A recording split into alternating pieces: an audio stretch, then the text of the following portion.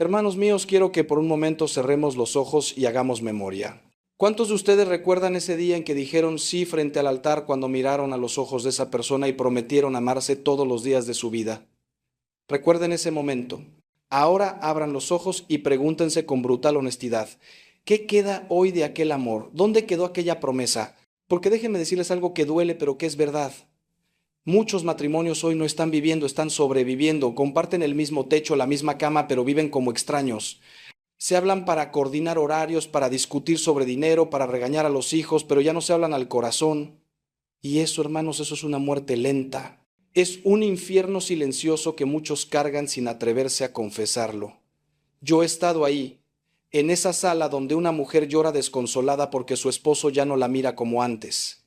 He escuchado a hombres con la voz quebrada confesarme que sienten, que fracasaron, que no saben cómo recuperar lo que se perdió.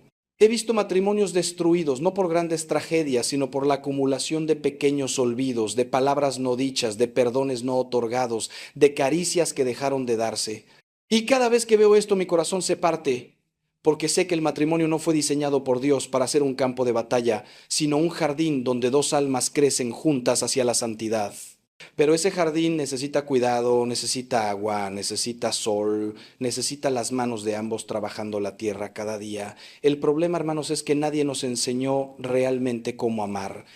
Nos enseñaron a enamorarnos, que es fácil, que es hermoso, que es esa chispa que enciende todo al principio. Pero nadie nos dijo que el amor verdadero, ese que sostiene un matrimonio por 50 años, ese que sobrevive a las crisis, a las enfermedades, a las traiciones del tiempo, ese amor se construye con decisiones diarias, con sacrificio, con renuncia, con perdón. Y cuando no sabemos esto, cuando creemos que el amor es solo un sentimiento, entonces al primer obstáculo nos rendimos. Decimos, ya no siento lo mismo y pensamos que eso justifica abandonar, pero el amor verdadero, hermanos, el amor de Cristo no es un sentimiento que va y viene con las mareas, es una decisión firme de la voluntad. Hoy quiero compartir con ustedes 3 claves que pueden transformar su matrimonio. No son fórmulas mágicas, no son trucos psicológicos de esos que venden en los libros de autoayuda. Son verdades eternas que nacen del Evangelio, que han sostenido matrimonios santos durante siglos, que vienen de la sabiduría de la Iglesia y de la experiencia de ver cómo Dios restaura lo que parecía perdido. Les advierto desde ahora, estas claves exigen todo de ustedes. Exigen humildad, exigen valentía, exigen que mueran a su orgullo y a su comodidad. Pero les prometo, porque lo he visto con mis propios ojos, que si las aplican con sinceridad, su matrimonio no solo mejorará, sino que se transformará en lo que Dios siempre soñó que fuera. Antes de comenzar, necesito que entiendan algo fundamental. El matrimonio no es una institución humana que la Iglesia bendice. El matrimonio es un sacramento, es decir, es un signo visible de la gracia invisible de Dios. Cuando ustedes se casaron, no firmaron un contrato social, entraron en una alianza sagrada. Dios mismo se hizo presente en ese momento y los unió no solo como esposos, sino como colaboradores de su obra creadora. Por eso San Pablo dice que el matrimonio es imagen del amor entre Cristo y su iglesia. Es un amor que se entrega totalmente, que no se guarda nada, que está dispuesto a dar la vida. Y si hoy su matrimonio está en crisis, no es porque el sacramento falló, es porque nosotros, los seres humanos débiles y pecadores, hemos dejado de vivir según ese diseño divino. Pero la buena noticia, la noticia que quiero que graben en su corazón hoy es que nunca es tarde para volver a empezar. La primera clave que quiero compartirles es esta. Aprendan a comunicarse desde el corazón, no desde la herida. Hermanos, la mayoría de los problemas matrimoniales nacen de una comunicación rota. Y cuando digo rota, no me refiero a que no hablen, porque conozco matrimonios que hablan mucho, que discuten mucho, que se gritan mucho. Me refiero a que no se comunican de verdad. Hablan desde sus heridas, desde sus resentimientos acumulados, desde su necesidad de tener la razón y de demostrar que el otro está equivocado. Cada conversación se convierte en un campo minado donde cualquier palabra puede detonar una explosión. Y así, poco a poco, van construyendo muros en lugar de puentes. La verdadera comunicación, esa que sana y que une, requiere algo que nuestra cultura ha olvidado, la vulnerabilidad. Sí, hermanos, esa palabra que tanto nos asusta, especialmente a nosotros los hombres que nos criaron con la idea de que mostrar nuestros sentimientos es de débiles. Pero déjenme decirles algo, el hombre más valiente que ha pisado esta tierra, Jesucristo, lloró. Lloró por la muerte de su amigo Lázaro, lloró por Jerusalén, sudó sangre en Getsemaní por la angustia. Si Dios hecho hombre se permitió ser vulnerable, ¿quiénes somos nosotros para pretender ser más fuertes que Él? La vulnerabilidad no es debilidad, es el coraje de mostrar tu verdadero yo, con tus miedos, con tus dudas, con tus necesidades. Cuando ustedes se comunican desde el corazón, no atacan, comparten. No dicen tú siempre o tú nunca, que son las dos frases más destructivas en un matrimonio. En lugar de eso dicen yo me siento, yo necesito, yo tengo miedo de. ¿Ven la diferencia? Una forma ataca y pone al otro a la defensiva. La otra forma abre tu corazón y le da permiso al otro de acercarse a tu dolor. He visto matrimonios transformarse completamente cuando aprenden este lenguaje del corazón. Recuerdo una pareja que vino a verme al borde del divorcio. Llevaban 20 años casados y ya no se soportaban. En la primera sesión cada uno trataba de convencerme de que el otro era el culpable. Pero les pedí que hicieran algo diferente, que cada uno compartiera su dolor sin culpar al otro. El esposo, un hombre recio y orgulloso, tardó casi media hora en poder decir lo que realmente sentía. Pero cuando finalmente lo hizo, con lágrimas corriendo por su rostro, dijo, tengo miedo de que ya no me ames, tengo miedo de que te hayas quedado conmigo solo por los hijos. Trabajo tanto porque pienso que si no proveo no valgo nada para ti. Y su esposa, que había estado con los brazos cruzados y el rostro duro durante toda la sesión, se quebró. Por primera vez en años, vio al hombre vulnerable detrás del esposo distante, y ella también compartió, yo me siento sola, siento que ya no soy importante para ti, que solo existo para lavar, cocinar y criar a tus hijos. Ya no me siento mujer, me siento un mueble más de la casa. Hermanos, ese día no resolvieron todos sus problemas, pero algo profundo cambió. Dejaron de ser enemigos y volvieron a ser dos personas heridas que necesitaban sanación. Les voy a dar algo práctico que pueden hacer hoy mismo. Cada noche antes de dormir tomen 15 minutos, solo 15 minutos, sin televisión, sin celulares, sin distracciones. Siéntense frente a frente, tómense las manos y cada uno comparta tres cosas: algo bueno que vivió ese día, algo que le preocupa y algo que necesita del otro. No es momento para resolver problemas ni para dar consejos. Es momento para escuchar con el corazón. Y cuando el otro hable, no interrumpan, no juzguen, no minimicen lo que sienten. Solo escuchen como escucharía Cristo, con amor, con paciencia, con el deseo genuino de entender.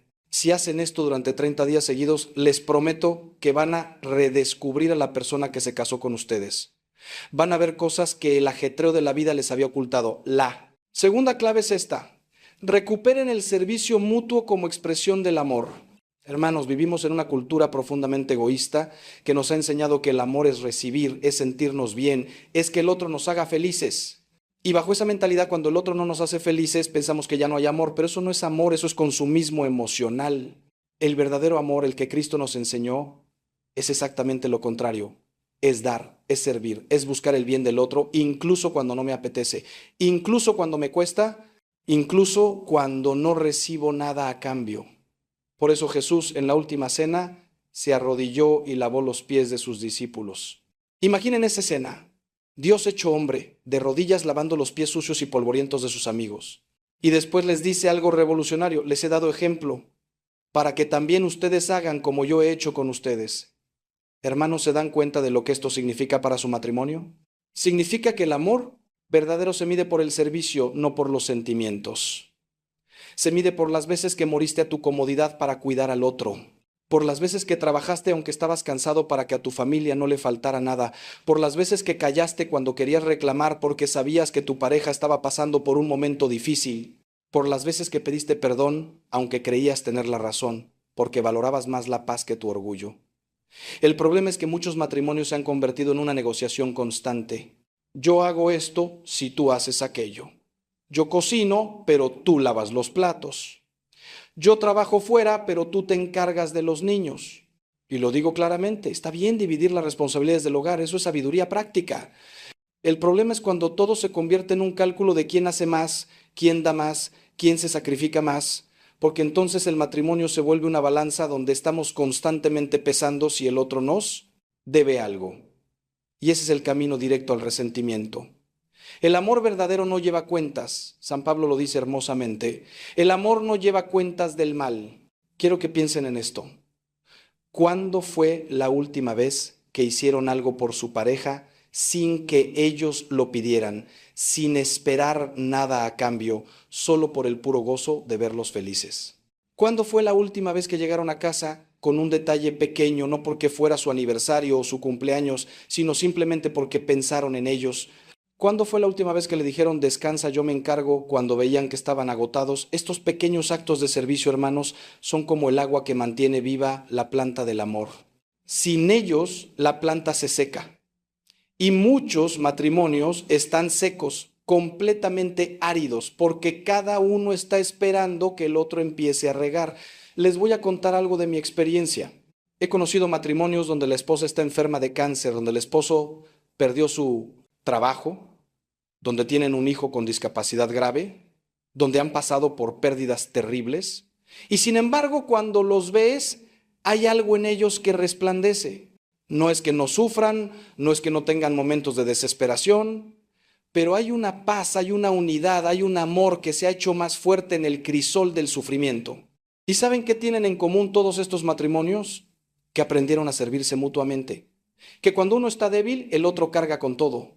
Que no compiten por ver quién tiene la cruz más pesada, sino que se ayudan a llevar la cruz del otro. Eso, hermanos, eso es el amor en su forma más pura. Y ahora viene algo que necesito que escuchen con mucha atención, porque aquí está el secreto que puede cambiar todo en su matrimonio. ¿Están listos para descubrir qué es lo que realmente mantiene vivo el fuego del amor después de tantos años?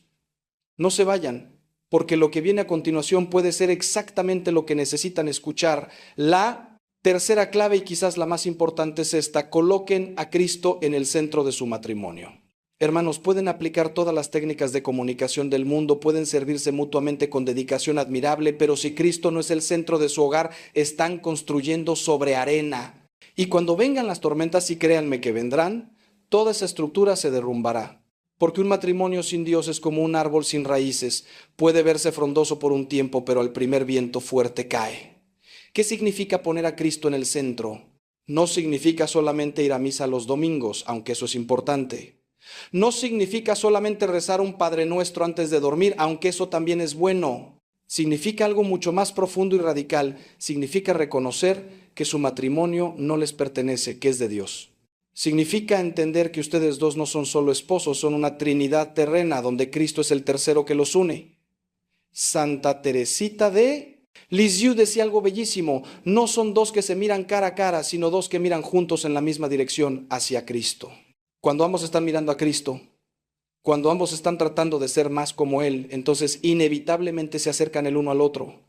He visto matrimonios que llevaban años en terapia, que habían probado todo, que estaban listos para separarse, y cuando finalmente se rindieron y le entregaron su matrimonio a Dios, cuando empezaron a orar juntos, cuando empezaron a llevar sus heridas a los pies de la cruz, todo cambió. No fue un milagro instantáneo donde de repente todo se arregló. Pero empezó a haber sanación, empezó a haber perdón, empezó a haber una fuerza que no venía de ellos mismos. Porque, hermanos, el matrimonio cristiano no es algo que podamos sostener con nuestras propias fuerzas, es un sacramento, y eso significa que Dios derrama gracias especiales sobre ese vínculo. Pero esas gracias necesitan ser activadas, necesitan ser pedidas, necesitan ser recibidas. Permítanme ser muy específico aquí. Cuando digo que oren juntos, me refiero a que establezcan un momento sagrado cada día donde, como pareja, se presenten ante Dios. Puede ser en la mañana antes de que los niños se despierten, puede ser en la noche cuando todo esté en silencio, pero que sea un momento donde juntos, tomados de la mano, le presenten a Dios sus alegrías, sus preocupaciones, sus miedos, sus sueños, donde le pidan por sus hijos, donde le agradezcan por las bendiciones, donde le supliquen ayuda en las dificultades. Y créanme, hermanos, cuando dos esposos oran juntos, están haciendo algo tan poderoso que el mismo demonio tiembla. Porque el enemigo sabe que un matrimonio que ora junto es un matrimonio que él no puede destruir. Por eso pondrá 1000 obstáculos: el cansancio, las distracciones, las peleas justo antes de la hora de oración, la sequedad espiritual, donde parece que Dios no escucha, pero no se rindan, perseveren. Yo he visto demasiados testimonios de parejas que me dicen: Padre, desde que empezamos a orar juntos, algo cambió en nosotros. Nos peleamos menos, nos entendemos mejor, hay más paciencia, más ternura. Y no es magia, hermanos, es gracia. Es el Espíritu Santo obrando en ese vínculo matrimonial que Él mismo consagró. Y hay otra dimensión de poner a Cristo en el centro que necesito mencionar, la Eucaristía. Hermanos, la Eucaristía no es un ritual bonito o una costumbre de los domingos, es el cuerpo y la sangre de Cristo. Es Dios mismo entregándose a nosotros como alimento. Y cuando ambos esposos comulgan, cuando ambos reciben a Cristo en su interior, algo misterioso pero real sucede. Cristo está en ambos, uniéndolos de una manera que trasciende lo físico o lo emocional. Por eso los matrimonios que van juntos a misa, que comulgan juntos, que participan activamente en la vida sacramental de la iglesia, tienen una fortaleza especial. No digo que no tengan problemas, todos los matrimonios tienen problemas, pero tienen un ancla, tienen un fundamento que no se mueve cuando todo lo demás tiembla. Recuerdo a una pareja mayor que conocí hace años. Llevaban más de 50 años casados y todavía se miraban con esa ternura que hace sonreír a cualquiera. Les pregunté cuál era su secreto, esperando escuchar alguna anécdota romántica o algún consejo práctico. Y el Señor me miró con esos ojos llenos de sabiduría y me dijo: Padre, nunca hemos dejado de ir juntos a misa. En los buenos tiempos íbamos a dar gracias. En los malos tiempos íbamos a pedir fuerza. En los tiempos donde ya no nos soportábamos, íbamos porque sabíamos que allí, frente al Santísimo, algo se arreglaba en nuestros corazones, aunque no supiéramos qué. Y luego la señora añadió algo que me llegó al alma. Padre, hay días en que yo no puedo amar a mi esposo con mis propias fuerzas. Estoy cansada, estoy herida, estoy resentida. Pero cuando recibo a Jesús en la comunión, le digo: Señor, yo no puedo, pero tú sí. Ama a mi esposo a través de mí. Dame tu amor porque el mío se acabó. Y hermanos, esa es la clave. Reconocer que nuestro amor humano es limitado, que se agota, que tiene días buenos y días malos. Pero el amor de Cristo es inagotable, es infinito y está disponible para nosotros si lo pedimos. También quiero hablarles de algo que muchos matrimonios han olvidado: la confesión. Hermanos, cuando pecamos contra nuestro cónyuge, cuando somos crueles con nuestras palabras, cuando somos egoístas con nuestras acciones, cuando guardamos rencor o alimentamos el resentimiento, no solo estamos lastimando a nuestro matrimonio, estamos pecando contra Dios, porque ese vínculo matrimonial es sagrado y tratarlo con desprecio o negligencia es una ofensa a quien lo creó. Por eso necesitamos el sacramento de la reconciliación. Necesitamos confesar nuestras faltas, recibir el perdón de Dios y renovar nuestro compromiso de amar como Cristo ama. Y aquí va algo importante: cuando vayan a confesarse, no confiesen los pecados de su pareja. He escuchado tantas confesiones donde la persona dice: Padre, mi pecado es que mi esposo es un insensible que nunca me escucha. Eso no es confesión, eso es queja. La verdadera confesión requiere que miremos nuestro propio corazón y reconozcamos dónde hemos fallado nosotros. Padre, he sido orgulloso y no he querido pedir perdón cuando he herido a mi esposa. Padre, he sido amargada y he castigado a mi esposo con silencios y desprecios. Esa es la confesión que sana, la que nos humilla pero nos libera. Pero atención, porque lo que viene ahora es el corazón de todo esto. He compartido 3 claves con ustedes: comunicación desde el corazón, servicio mutuo y Cristo en el centro. Pero hay algo que une estas 3 claves, algo sin lo cual ninguna de ellas funcionará. ¿Quieren saber qué es? No cambien de canal, porque esta verdad puede ser el punto de quiebre entre un matrimonio que sobrevive y uno que verdaderamente vive. Ese elemento que une todo, hermanos, es el perdón. El perdón radical, incondicional, diario. Sin perdón no hay comunicación posible, porque las heridas del pasado contaminan cada conversación. Sin perdón no hay servicio verdadero, porque detrás de cada acto habrá un: yo hago esto, pero tú me hiciste aquello. Sin perdón, Cristo no puede habitar en ese hogar, porque donde hay falta de perdón hay falta de amor, y donde no hay amor Dios no puede estar. El perdón, hermanos, es lo más difícil y lo más necesario en un matrimonio, porque en la convivencia diaria las heridas son inevitables. Vamos a decir palabras que lastiman, vamos a tener actitudes egoístas, vamos a fallar 1000 veces. La pregunta no es si vamos a herir al otro, la pregunta es: ¿qué haremos con esas heridas? ¿Las vamos a guardar en un cajón del corazón, acumulándolas hasta que ese cajón explote en un estallido de resentimiento? ¿O vamos a sanarlas con el bálsamo del perdón? Jesús nos dice algo radical en el Evangelio. Pedro le pregunta: Señor, ¿cuántas veces tengo que perdonar a mi hermano si peca contra mí? ¿Hasta 7 veces? Y Pedro pensaba que estaba siendo generoso porque la tradición judía decía que había que perdonar 3 veces. Pero Jesús le responde, no te digo hasta 7 veces, sino hasta 70 veces 7. ¿Y saben qué significa eso?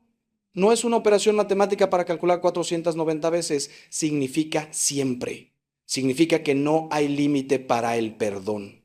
Y si esto es verdad para cualquier hermano, ¿cuánto más para tu esposo, para tu esposa, para esa persona con quien prometiste estar en las buenas y en las malas?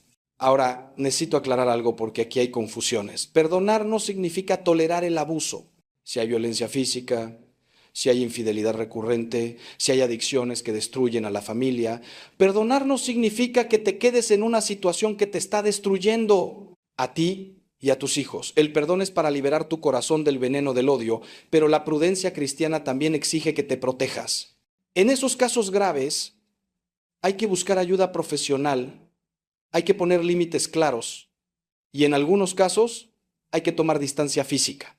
Pero incluso en esas situaciones extremas, el perdón sigue siendo necesario no para que la relación continúe necesariamente, sino para que tú seas libre. Pero en la mayoría de los matrimonios, hermanos, no estamos hablando de esos casos extremos. Estamos hablando de las heridas ordinarias del día a día. La palabra áspera cuando llegaste cansado del trabajo. El olvido del aniversario porque estabas abrumado con otras responsabilidades. La falta de atención porque estabas distraído con el celular. Esas pequeñas heridas que, si no se sanan con perdón diario, se convierten en cicatrices que endurecen el corazón. Por eso les digo, antes de que termine el día, antes de que se vayan a dormir, resuelvan. Pidan perdón por sus faltas, perdonen las faltas del otro, no se vayan a la cama con el enojo todavía ardiendo. San Pablo lo dice claramente, no se ponga el sol sobre su enojo. ¿Y cómo se perdona de verdad? Porque muchos dicen te perdono, pero en el fondo siguen guardando rencor, siguen sacando en cara las faltas del pasado cada vez que hay una discusión. Perdonar de verdad es tomar la decisión consciente de soltar esa ofensa, de no usarla más como arma, de mirar a esa persona como si esa falta nunca hubiera existido, es imitación de cómo Dios nos perdona a nosotros. Cuando Dios perdona nuestros pecados en la confesión, no los usa después para castigarnos. Los echa al fondo del mar, como dice la Escritura, los borra completamente. Y nosotros estamos llamados a hacer lo mismo. Déjenme contarles de una pareja que vino a verme destrozada por una infidelidad. El esposo había tenido una aventura de varios meses. Cuando la esposa lo descubrió, su mundo se derrumbó. El dolor era tan intenso que pensó que nunca podría superarlo. Y honestamente, yo tampoco estaba seguro de que pudieran salvar ese matrimonio. Pero ambos estaban dispuestos a intentarlo, ambos querían luchar.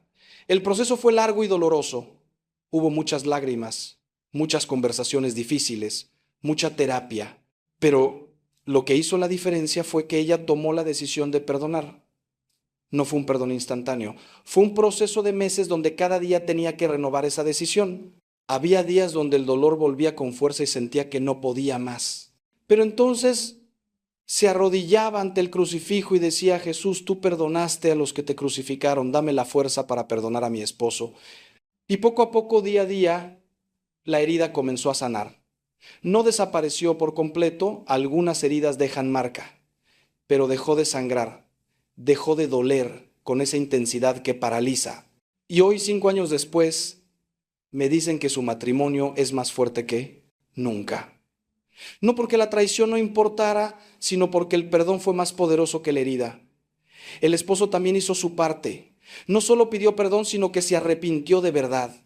Cambió su estilo de vida, cortó con todo lo que lo había llevado a caer, buscó ayuda espiritual y psicológica para entender por qué había caído en esa tentación y sobre todo durante años fue paciente con el dolor de su esposa, entendiendo que ella necesitaba tiempo para volver a confiar.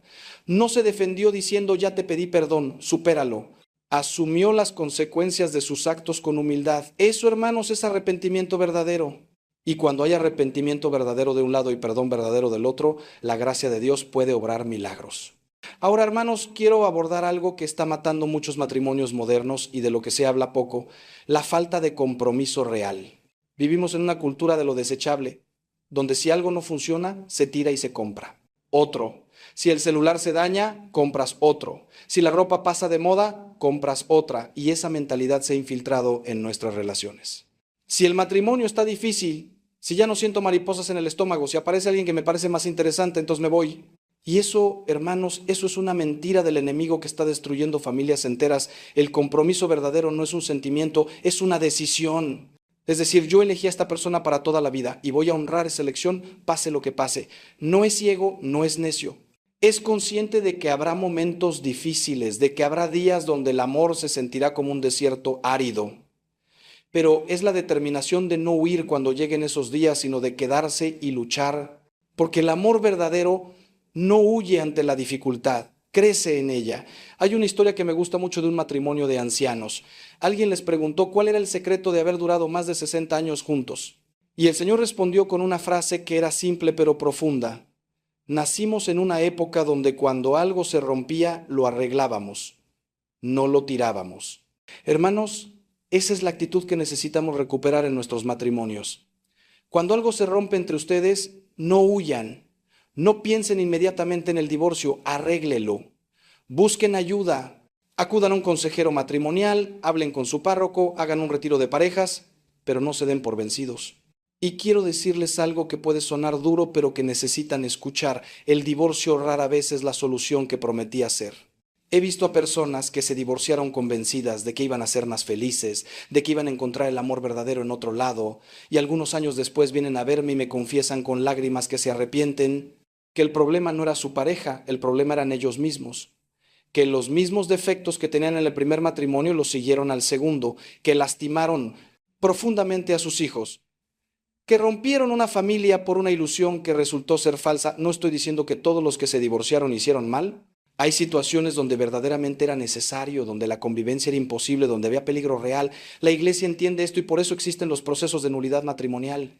Pero lo que sí estoy diciendo es que muchos matrimonios se divorcian por razones que podrían haberse trabajado si ambos hubieran estado dispuestos a morir a su orgullo y a luchar por su familia. Y esa es una tragedia que se repite todos los días. Hermanos, sus hijos están viendo cómo se relacionan ustedes. Aunque no lo digan, aunque piensen que los niños no se dan cuenta, ellos absorben todo.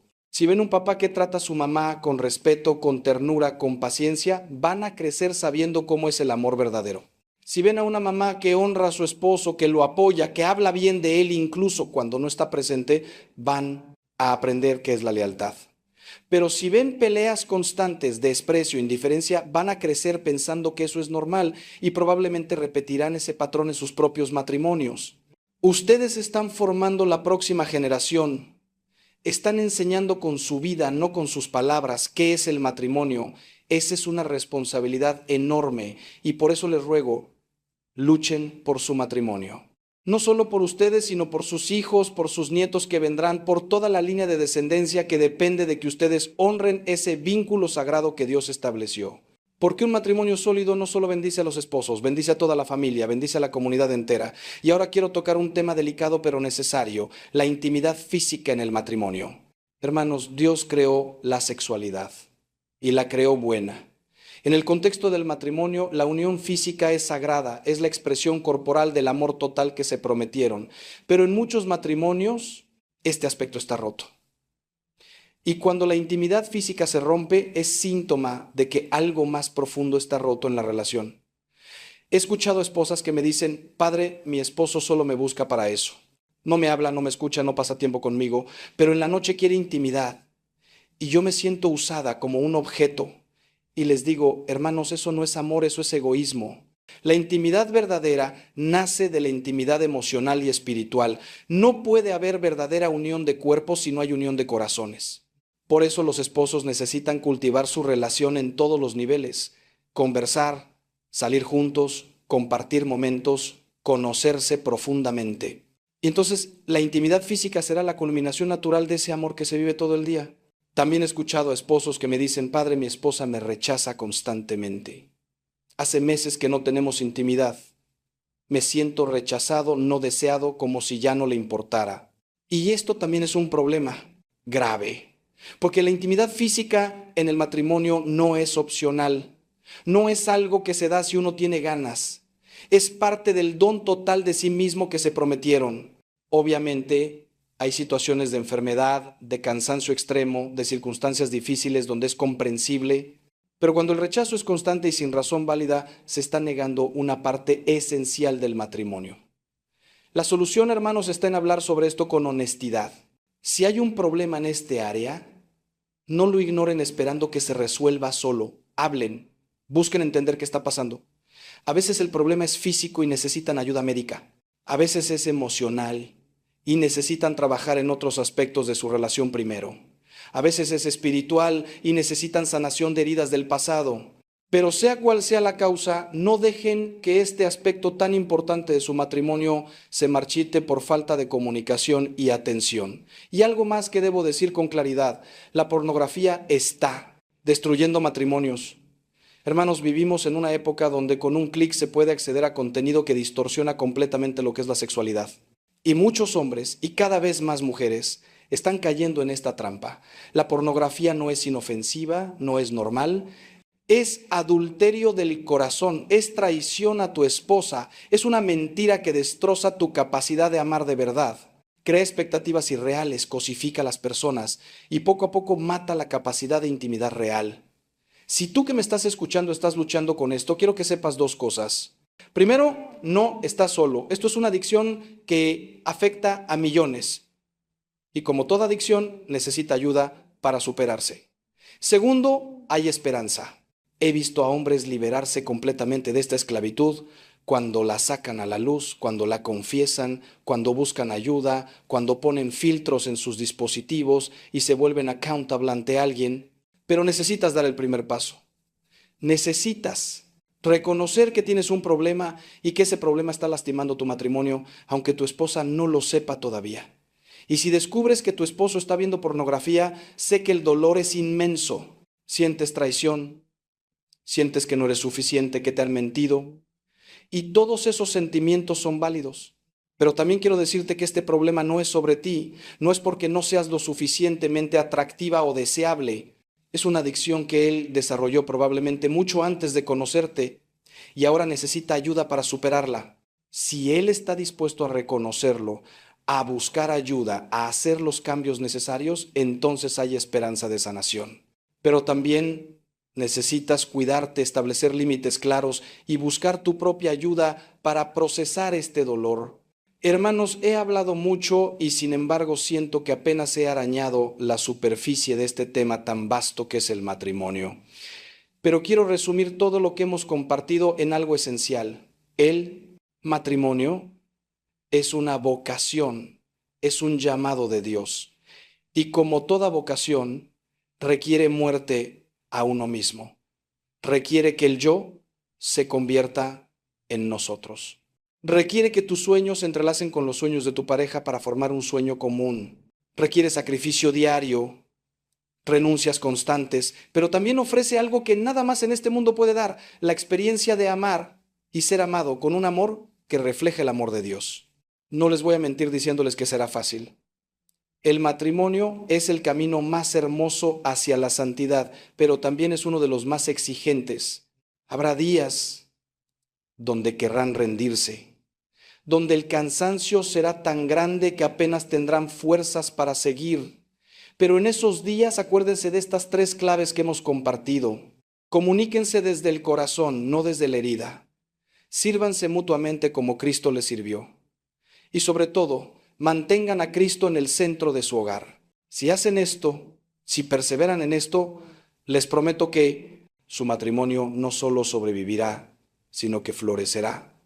Quiero que piensen en su matrimonio como un jardín.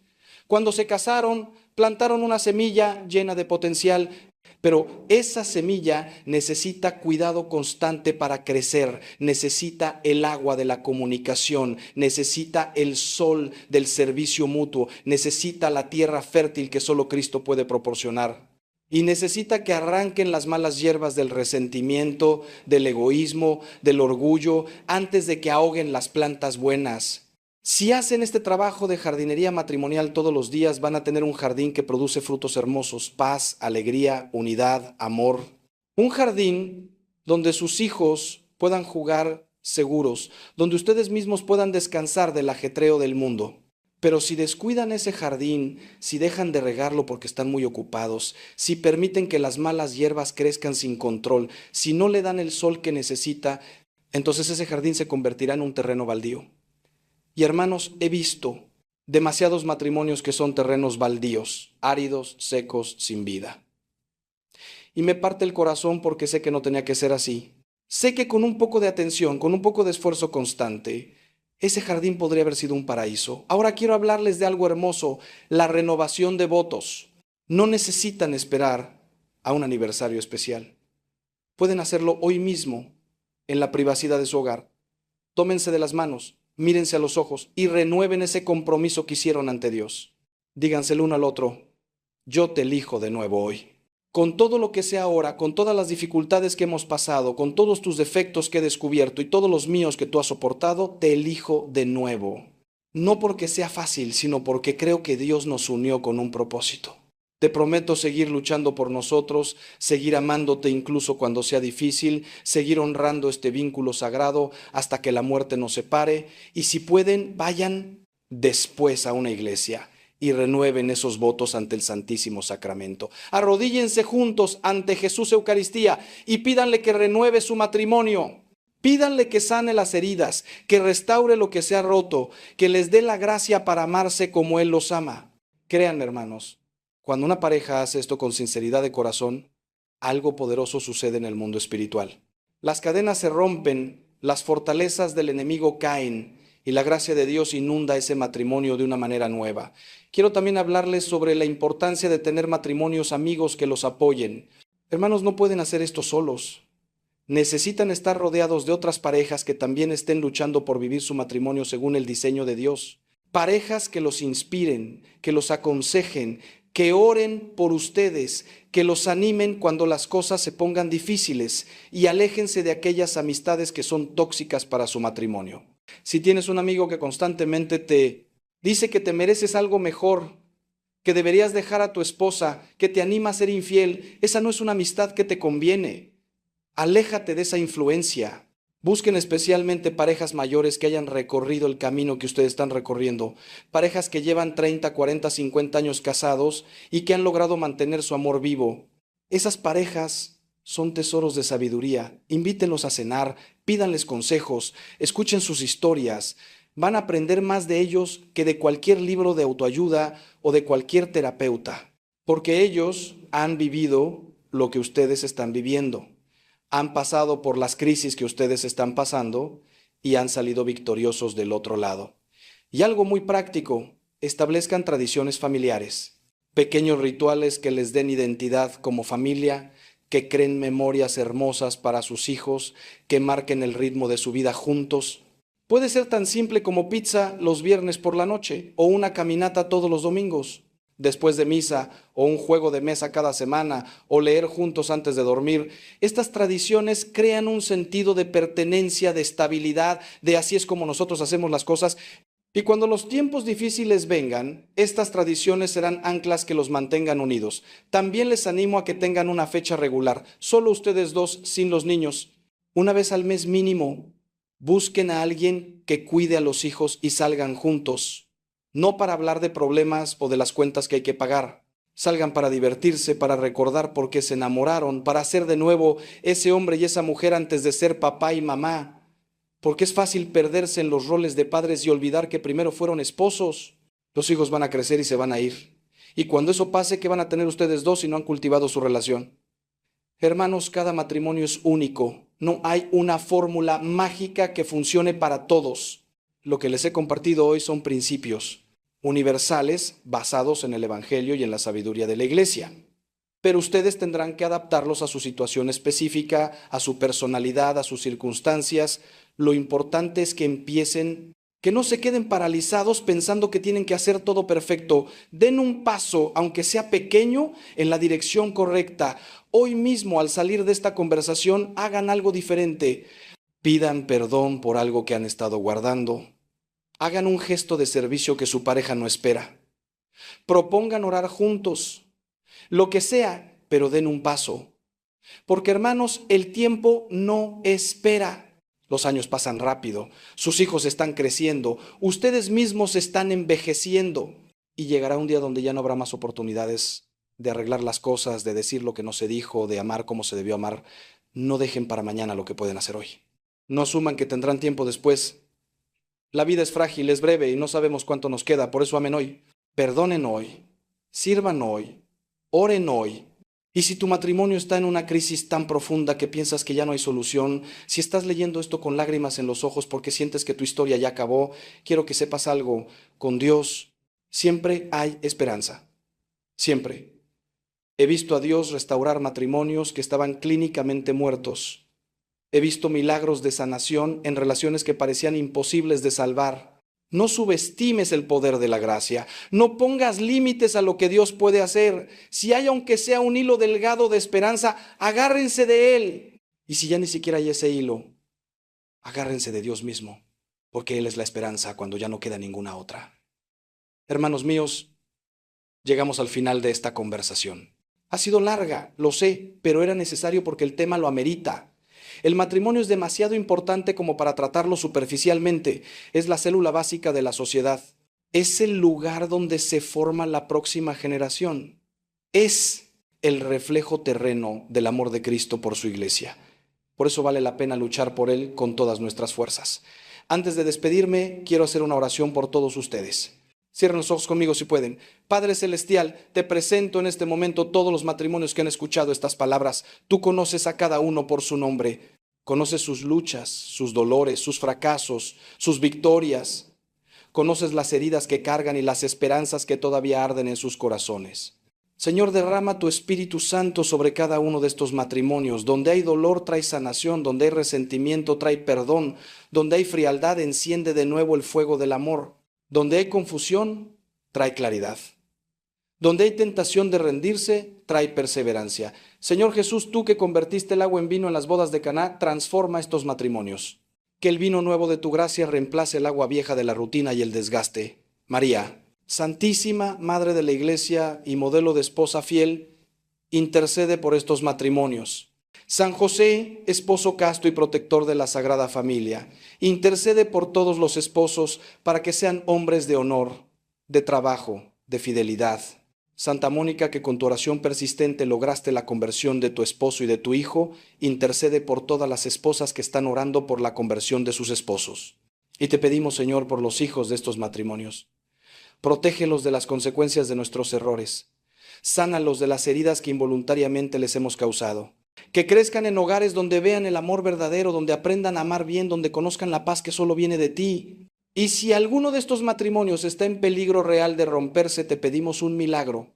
Tú que resucitaste a Lázaro cuando ya llevaba 4 días muerto, resucita estos matrimonios. Que lo que parecía imposible se vuelva posible por el poder de tu gracia. Te lo pedimos por Cristo nuestro Señor. Amén.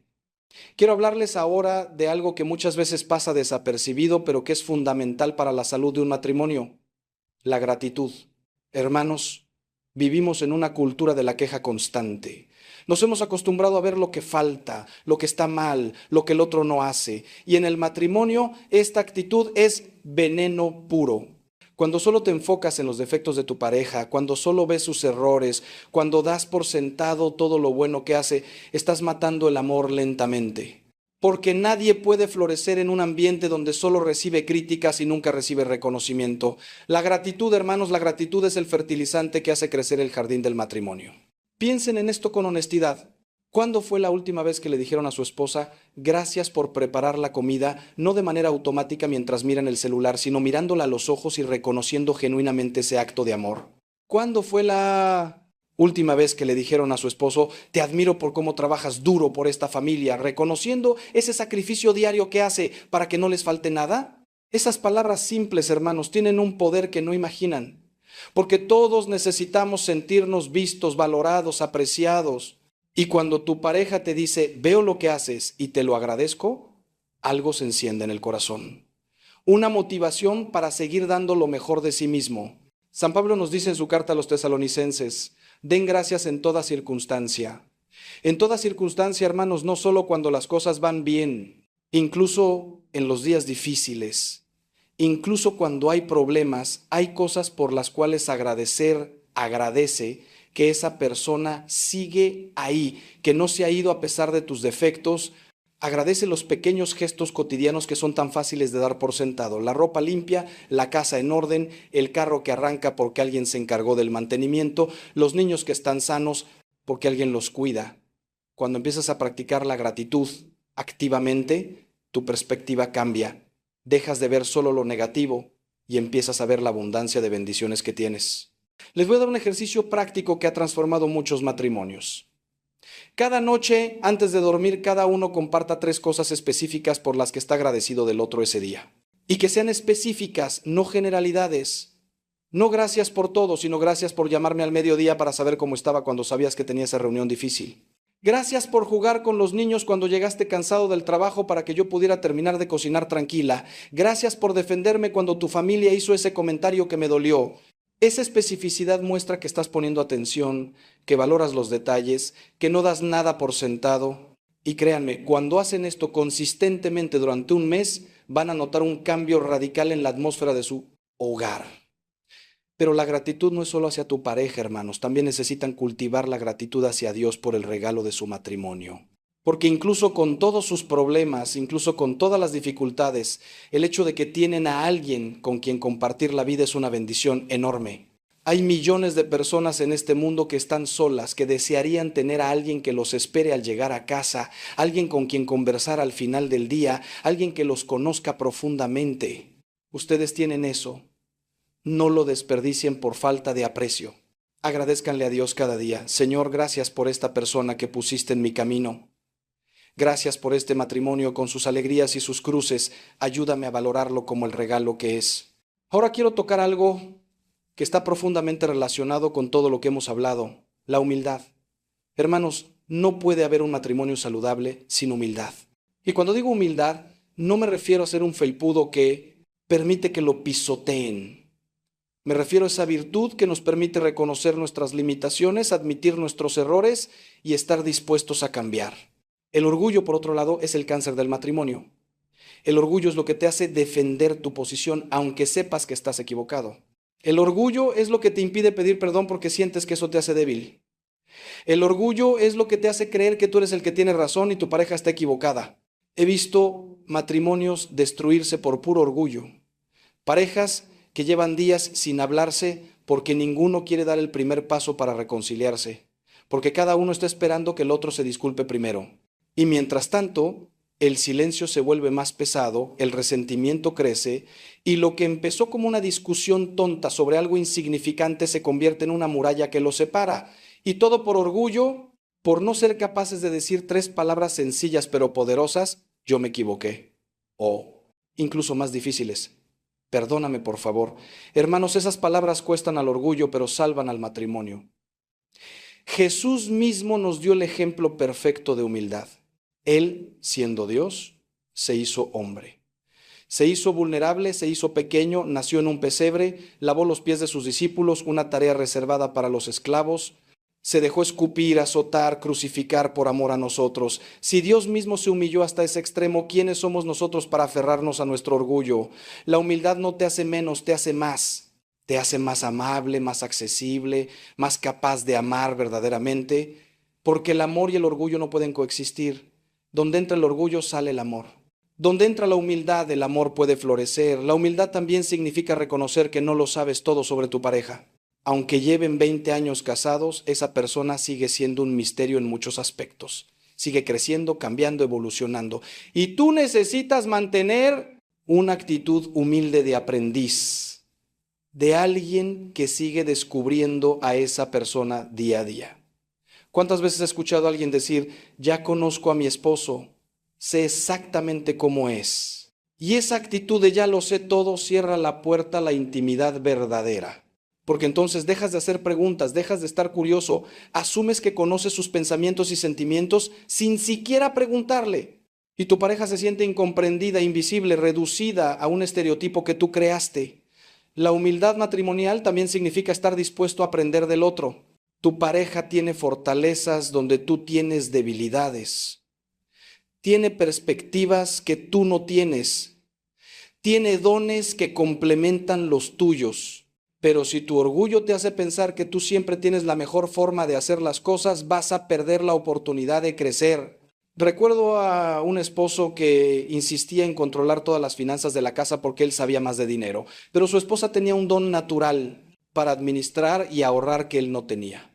Cuando finalmente fue lo suficientemente humilde como para dejarla participar en las decisiones financieras, descubrió que juntos podían lograr mucho más de lo que él solo jamás había logrado. Y aquí viene algo que duele, pero que necesito decir: a veces el problema en tu matrimonio eres tú, no tu pareja, tú.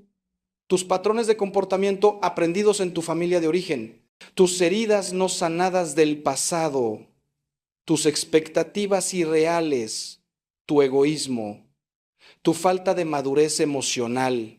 Y hasta que no tengas la humildad de mirarte en el espejo y reconocer tu parte del problema, nada va a cambiar, porque es muy fácil señalar los defectos del otro. Pero Jesús nos advirtió: ¿por qué miras la paja en el ojo de tu hermano y no te fijas en la viga que está en el tuyo? Esa viga, hermanos, esa viga que tenemos en nuestro propio ojo, muchas veces es mucho más grande que cualquier defecto de nuestra pareja. Quiero compartirles ahora algo sobre un tema que muchos evitan, pero que es crucial: el manejo del dinero en el matrimonio. Hermanos, las estadísticas muestran que los problemas financieros son una de las principales causas de conflicto matrimonial. Y no es porque no haya suficiente dinero necesariamente. He conocido parejas muy pobres que viven en paz y parejas muy ricas que viven en guerra constante por el dinero. El problema no es cuánto tienes, el problema es cómo lo manejan juntos. Porque el dinero, hermanos, es neutral. No es malo ni bueno en sí mismo, pero revela lo que hay en nuestros corazones. Nuestras prioridades, nuestros miedos, nuestro nivel de confianza mutua. Cuando una pareja se casa, sus finanzas deben unirse también. No es mi dinero y tu dinero, es nuestro dinero. Y esto requiere transparencia total. No puede haber cuentas secretas, no pueden haber gastos escondidos, no puede haber mentiras sobre cuánto ganaste o cuánto gastaste. Porque cuando hay secretos con el dinero, hay falta de confianza. Y donde no hay confianza, el matrimonio está en peligro. He visto matrimonios destruirse porque uno de los dos tenía deudas secretas, o hacía compras compulsivas que escondía, o guardaba dinero sin que el otro lo supiera. Y cuando la verdad sale a la luz, porque siempre sale, el daño es enorme. Pero también he visto el otro extremo: parejas donde uno controla todo el dinero y el otro no tiene ni voz ni voto. Eso tampoco es saludable, hermanos. El matrimonio es una sociedad de iguales. Ambos deben estar involucrados en las decisiones financieras importantes. Ambos deben saber cuánto entra, cuánto sale, cuáles son las deudas, cuáles son los ahorros. Y sí, puede ser que uno tenga más habilidad para manejar los números y está bien que esa persona lleve la administración práctica. Pero las decisiones grandes deben tomarse juntos, en consenso, después de orar y discernir qué es lo que Dios quiere para su familia. Aquí va algo práctico: hagan un presupuesto, juntos. Siéntense una vez al mes, vean cuánto entra, decidan juntos a dónde va ese dinero. Establezcan prioridades. Primero, el diezmo para Dios, porque todo lo que tenemos viene de Él y debemos honrarlo con las primicias. Luego, las necesidades básicas: casa, comida, servicios. Después, los ahorros, porque la Escritura alaba al prudente que guarda para el futuro. Y finalmente, si sobra, algunos gustos razonables, pero esto decídanlo juntos. Y si uno quiere hacer una compra grande, por ejemplo más de $100 o el monto que acuerden, debe consultarlo con el otro primero. No es falta de libertad, es respeto y unidad. También necesitan hablar sobre sus actitudes hacia el dinero que traen de sus familias de origen. Porque si tú creciste en una familia donde nunca había suficiente, probablemente tengas miedo a quedarte sin dinero y seas muy ahorrador. Pero tu pareja quizás creció en una familia donde el dinero fluía libremente y tiene una actitud más relajada hacia el gasto. Ninguna de las dos actitudes es mala en sí misma, pero necesitan encontrar un equilibrio. Necesitan entender de dónde viene cada uno para poder tener compasión y llegar a acuerdos que honren ambas perspectivas. Y sobre todo, hermanos, no permitan que el dinero sea más importante que su relación. He visto a parejas pelearse ferozmente por $20. ¿Vale la pena destruir la paz de su hogar por eso? A veces es mejor ceder en lo material para ganar en lo relacional. Y algo más sobre el dinero que debo mencionar: la generosidad. Hermanos, un matrimonio que solo piensa en acumular para sí mismo se vuelve egoísta y cerrado. Pero un matrimonio que practica la generosidad, que ayuda a los necesitados, que comparte con los que tienen menos, que apoya las obras de la iglesia, ese matrimonio está abierto al fluir de la gracia de Dios. Jesús dijo, hay más dicha en dar que en recibir. Y es verdad. Cuando dan juntos, cuando deciden como pareja ayudar a alguien necesitado, cuando se privan de algo para poder darle a otro, algo hermoso sucede en su unión. Se dan cuenta de que su matrimonio no es solo para ustedes, sino que es un canal de bendición para otros. Ahora quiero hablarles de algo que muchas parejas descuidan terriblemente: cuidar de sí mismos individualmente para poder cuidar mejor su matrimonio. Hermanos, ustedes no pueden dar lo que no tienen. Si estás vacío espiritualmente, emocionalmente, físicamente, no tienes nada que darle a tu pareja. Por eso es tan importante que cada uno cuide su propia relación con Dios, su propia salud mental, su propia salud física. No es egoísmo, es mayordomía sabia de los recursos que Dios te dio.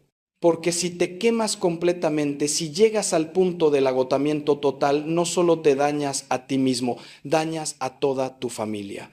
Para los esposos que me escuchan, necesitan tiempo con otros hombres de fe. Necesitan hermanos en Cristo que los desafíen, que los animen, que oren con ustedes, que los hagan rendir cuentas de cómo están viviendo su vocación de esposos y padres. Salgan de vez en cuando con esos amigos, no para emborracharse o hablar mal de sus esposas, sino para animarse mutuamente en el camino de la santidad. Para recordarse unos a otros qué significa ser hombre según el diseño de Dios: protector, proveedor, líder espiritual del hogar, pero también tierno, compasivo, dispuesto a servir. Si no tienes esos amigos, búscalos, involúcrate en un grupo de hombres en tu parroquia, crea esas amistades intencionalmente porque las necesitas. Y para las esposas, también necesitan amigas de fe, mujeres que las entiendan, que las apoyen, que no las juzguen cuando comparten sus luchas, mujeres que puedan darles perspectiva cuando están muy metidas en el problema y no ven con claridad, mujeres que oren por ustedes y por su matrimonio. Pero tengan cuidado, hermanas, con el tipo de amigas que eligen. Hay mujeres que solo van a alimentar su amargura, que van a decirles, tienes razón, tu esposo es un desastre, deberías dejarlo. Esas no son las amigas que necesitan. Necesitan amigas que las amen lo suficiente como para decirles la verdad, incluso cuando duela. Amigas que las animen a ser mejores esposas, no que justifiquen sus faltas. También necesitan cuidar su salud física, hermanos. Sé que la vida está ocupada, que hay 1000 responsabilidades, pero si no cuidan su cuerpo, que es templo del Espíritu Santo, van a pagar las consecuencias. Coman bien, hagan ejercicio, duerman lo suficiente. No es vanidad, es cuidar el instrumento que Dios les dio para servir a su familia. Porque si te enfermas por negligencia, si tienes un infarto a los 50 años porque comiste pura chatarra y nunca te moviste, tu familia sufre, tu esposa se queda viuda, tus hijos se quedan sin padre. Cuida tu cuerpo para poder estar muchos años con los que amas. Y cuiden también su mente y sus emociones. Si estás luchando con depresión, con ansiedad, con traumas del pasado que no has procesado, busca ayuda. Ve a terapia. No hay vergüenza en eso. Algunos de ustedes necesitan también ayuda psiquiátrica, necesitan medicación, y eso está bien. Dios trabaja a través de los médicos y los medicamentos también. No espiritualices problemas que tienen una raíz química o psicológica. La oración es importantísima, pero a veces necesitas oración más terapia. Necesitas fe más medicina.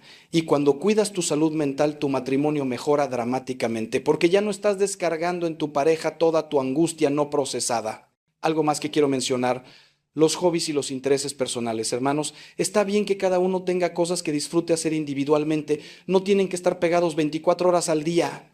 El esposo puede tener su tiempo para jugar fútbol con los amigos, para pescar, para lo que sea que le gusta. La esposa puede tener su tiempo para leer, para tomar un café con una amiga, para sus propias actividades. Eso es saludable.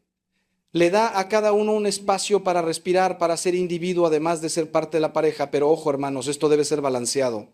No puede ser que todo tu tiempo libre lo gastes en tus hobbies mientras tu familia te ve de lejos. Debe haber un equilibrio entre el tiempo individual, el tiempo como pareja y el tiempo como familia. Pero sobre todo, y esto es lo más importante de todo lo que he dicho en esta sección, cuiden su relación personal con Jesucristo. Hermanos, antes de ser esposo o esposa, eres hijo o hija de Dios. Esa es tu identidad primaria. Y si esa relación no está bien, nada más estará bien. Necesitas tiempo diario, y digo diario, con el Señor. Tiempo de oración personal, de lectura de la palabra, de silencio ante el Santísimo. porque es en ese encuentro íntimo con Cristo donde recibes la gracia, la fuerza, la sabiduría para ser el esposo o la esposa que estás llamado a ser. Sin esa conexión con la fuente del amor, tu amor humano se seca rápido. Pero cuando bebes constantemente del agua viva que solo Cristo puede dar, entonces puedes derramar ese amor en tu matrimonio sin agotarte. Recuerdo a un esposo que vino a verme exhausto, al borde del colapso. Me dijo: Padre, no puedo más. Trabajo todo el día, llego a casa y mi esposa necesita atención, mis hijos necesitan ayuda con la tarea, hay cosas que arreglar en la casa, me acuesto agotado y me levanto agotado. Ya no tengo nada que dar. Y le pregunté: ¿cuándo fue la última vez que pasaste tiempo a solas con Dios? Se quedó callado. Finalmente admitió: Padre, hace meses que no oro de verdad, solo rezo distraído en la mañana mientras me alisto para el trabajo. Y ahí estaba el problema. Estaba tratando de dar y dar sin nunca recibir. Era como un celular que solo se descarga y nunca se carga. Obviamente en algún momento se iba a apagar. Le di un consejo simple pero difícil. Levántate media hora antes cada día. Y en esa media hora, antes de hacer cualquier otra cosa, siéntate ante Dios. Lee un salmo, lee un pasaje del Evangelio, háblale de tu día, de tus miedos, de tu cansancio. Déjalo llenarte. El hombre me miró como si le hubiera pedido que escalara el Everest. Padre, estoy tan cansado, necesito dormir. Y le dije: hermano, necesitas a Dios más de lo que necesitas esa media hora extra de sueño. Pruébalo durante 30 días. Si después de 30 días no ves ninguna diferencia, deja de hacerlo. Lo hizo con mucha resistencia al principio. Pero a las 2 semanas volvió a verme y me dijo: Padre, no sé cómo explicarlo, pero tengo más energía, soy más paciente con mi familia. Las cosas que antes me desesperaban ya no me afectan tanto. Eso, hermanos, es el poder de poner a Dios primero. Y ahora, después de todo lo que hemos recorrido juntos, después de todas estas verdades que hemos explorado, quiero que sepan algo. Cambiar un matrimonio no sucede de la noche a la mañana, no. Van a aplicar estas 3 claves y mañana despertar con un matrimonio perfecto. La transformación es un proceso, a veces largo, a veces doloroso. Habrá avances y retrocesos. Habrá días donde sientan que están progresando y días donde sientan que volvieron al punto de partida. Pero no se desanimen. Cada pequeño paso en la dirección correcta cuenta. Cada vez que eligen comunicarse con amor en lugar de atacar, están construyendo. Cada vez que eligen servir en lugar de exigir, están construyendo. Cada vez que eligen perdonar en lugar de guardar rencor, están construyendo. Y con el tiempo, esos pequeños actos se acumulan y se convierten en una transformación real y duradera. Hermanos, si este mensaje ha tocado su corazón de alguna manera, les pido que no se lo guarden. Compartan este video con alguna pareja que sepan que está pasando por dificultades. A veces, una palabra en el momento justo puede ser la diferencia entre un matrimonio que se salva y uno que se pierde. Y sí, ustedes mismos necesitan escuchar esto de nuevo. Suscríbanse al canal. Aquí vamos a seguir compartiendo mensajes que fortalezcan su fe, que los ayuden en su camino, que les recuerden que no están solos en esta lucha. Porque esos somos, hermanos, una familia de fe que se apoya mutuamente en el camino hacia la santidad. Recuerden, su matrimonio no es un accidente. No es simplemente el resultado de que 2 personas se gustaron y decidieron juntarse. Es un llamado de Dios. Es parte de su plan para su santificación y para la construcción del reino. Cuando honran su matrimonio, cuando luchan por él, cuando lo sostienen incluso en los momentos difíciles, están haciendo algo sagrado. Están siendo testimonio del amor fiel de Dios en un mundo que ha olvidado lo que significa la fidelidad. Y para terminar, quiero dejarles con una imagen que espero los acompañe. Imaginen que su matrimonio es como 2 peregrinos que caminan hacia una montaña sagrada. A veces el camino es fácil, el sol brilla, hay flores en el sendero y ustedes caminan de la mano cantando.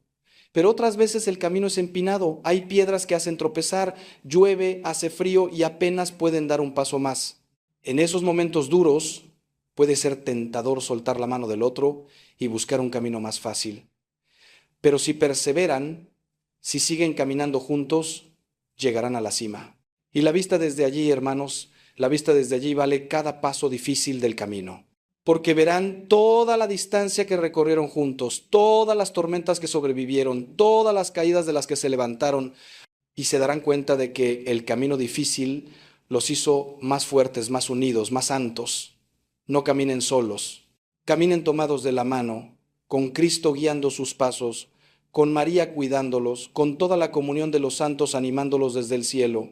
Y cuando lleguen al final de su camino terrenal, Cuando uno de ustedes tenga que partir primero, que puedan decir con paz: amé bien, luché por mi matrimonio, honré mi promesa y ahora voy a esperar en la casa del Padre a mi amado, sabiendo que pronto estaremos juntos de nuevo, esta vez para siempre. Que Dios los bendiga abundantemente.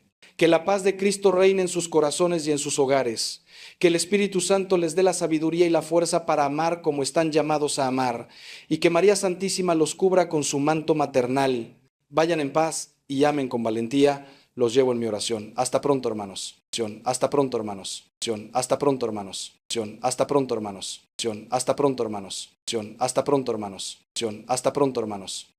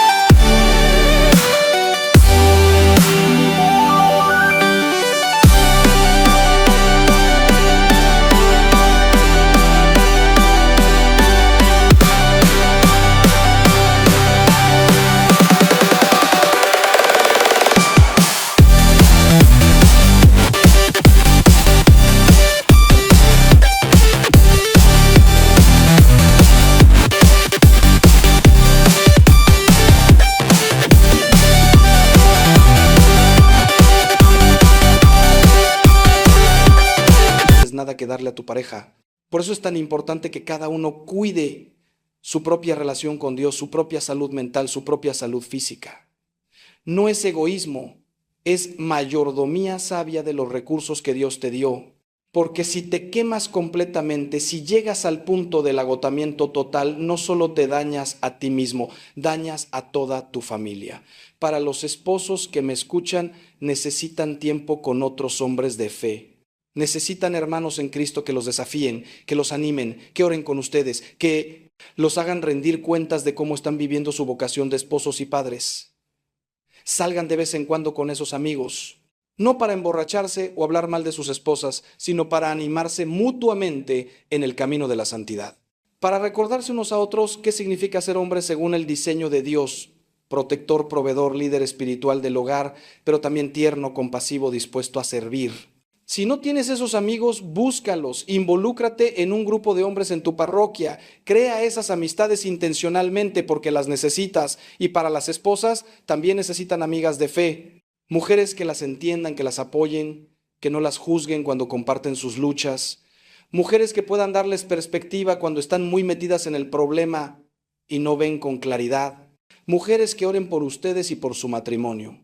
Pero tengan cuidado, hermanas, con el tipo de amigas que eligen. Hay mujeres que solo van a alimentar su amargura, que van a decirles, tienes razón, tu esposo es un desastre, deberías dejarlo. Esas no son las amigas que necesitan.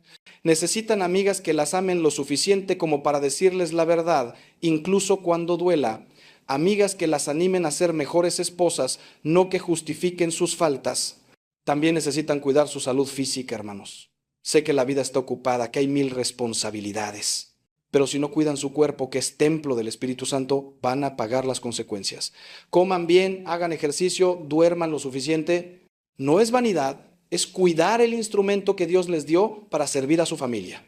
Porque si te enfermas por negligencia, si tienes un infarto a los 50 años porque comiste pura chatarra y nunca te moviste, tu familia sufre, tu esposa se queda viuda, tus hijos se quedan sin padre. Cuida tu cuerpo para poder estar muchos años con los que amas. Y cuiden también su mente y sus emociones. Si estás luchando con depresión, con ansiedad, con traumas del pasado que no has procesado, busca ayuda. Ve a terapia. No hay vergüenza en eso. Algunos de ustedes necesitan también ayuda psiquiátrica, necesitan medicación, y eso está bien. Dios trabaja a través de los médicos y los medicamentos también. No espiritualices problemas que tienen una raíz química o psicológica.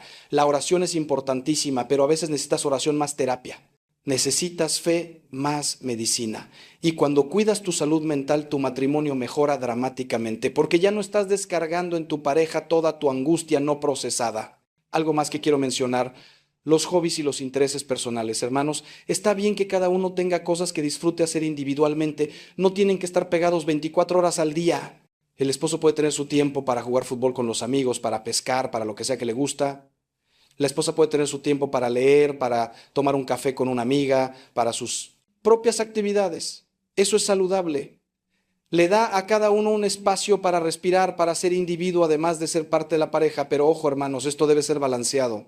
No puede ser que todo tu tiempo libre lo gastes en tus hobbies mientras tu familia te ve de lejos. Debe haber un equilibrio entre el tiempo individual, el tiempo como pareja y el tiempo como familia. Pero sobre todo, y esto es lo más importante de todo lo que he dicho en esta sección, cuiden su relación personal con Jesucristo. Hermanos, antes de ser esposo o esposa, eres hijo o hija de Dios. Esa es tu identidad primaria.